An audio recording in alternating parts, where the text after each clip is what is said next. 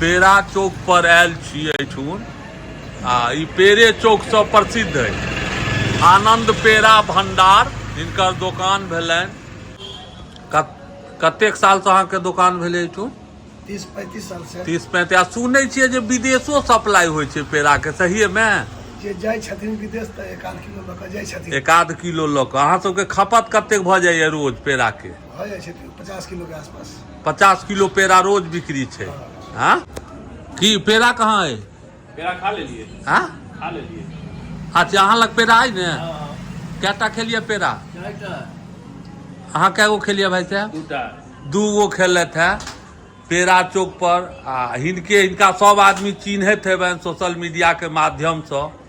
एनाहियो मित्र छै तहन कहै छै जे किछु बाजि सकै छी मित्र लग में, तो 2 गो पेड़ा खेलिए। की करबे, वजन भ गेलै 100 किलो, तो जते पेड़ा खेबे तते किलो भाग जेतै, तैं कम खेलिए। लेकिन पेड़ा बहुत सुंदर छै एतुका ने।